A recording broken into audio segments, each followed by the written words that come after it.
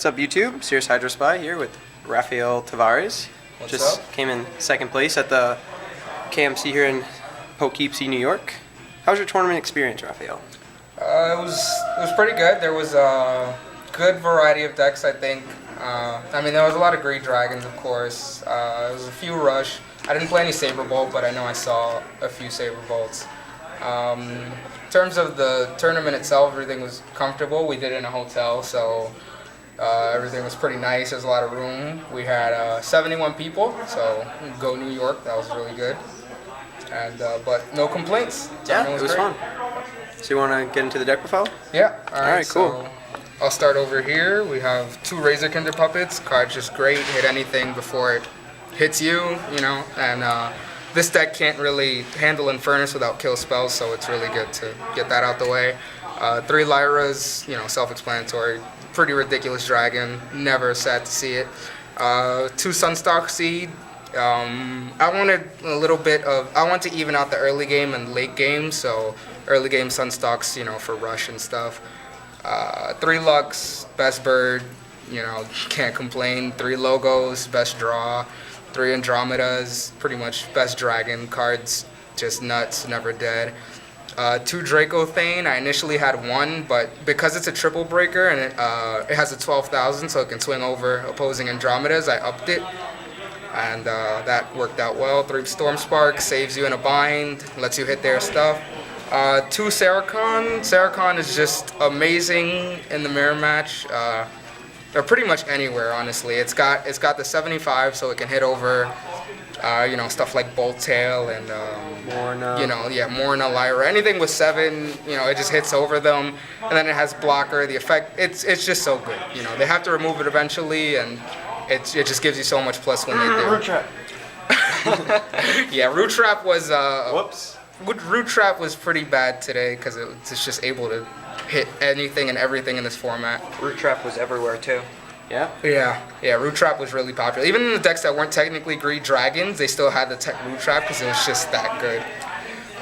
Then we have 3 Spectre Claw. I love Spectre Claw. Me too. It's My favorite card. It's especially good on the draw because their hand just gets hit. They don't draw to go first. So if they want to keep playing mana and playing cards and playing birds, it really limits them on what they can actually drop. And then later on in the game when they're down to 1 card, it's just good to be able to play it for 2 and then still be able to play something big like a dragon or whatever.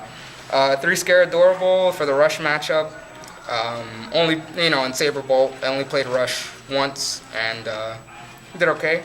2 Nyx. I think I have enough draw, so I didn't have to run a full set, and it worked out pretty well.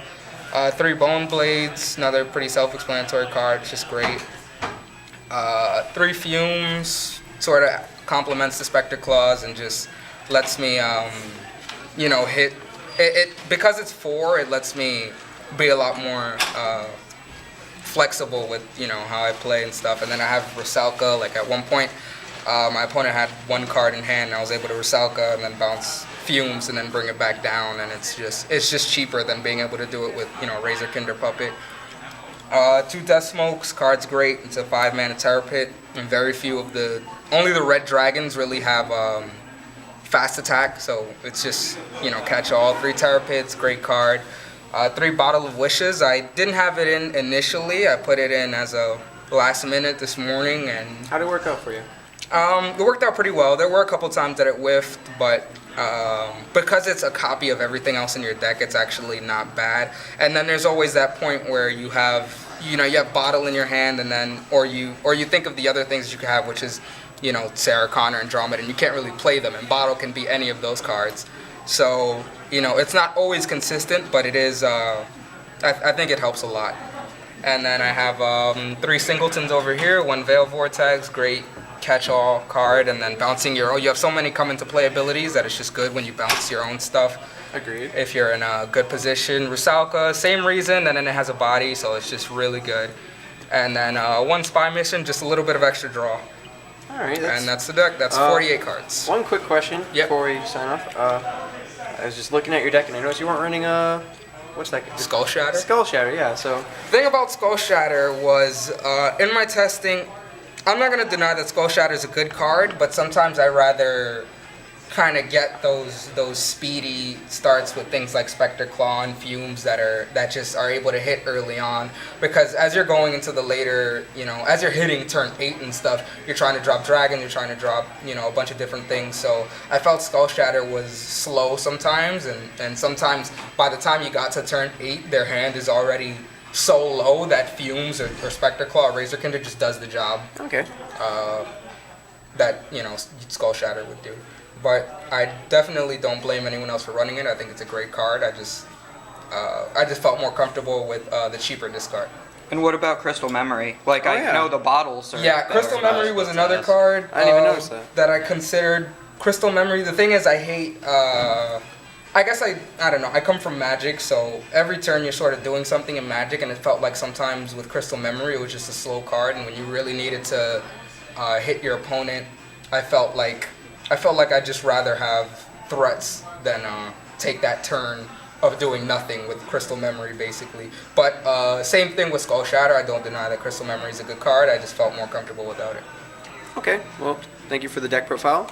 Good job on your top. All right. Hope to see you at Nats. Hope Thanks so for watching, too. guys.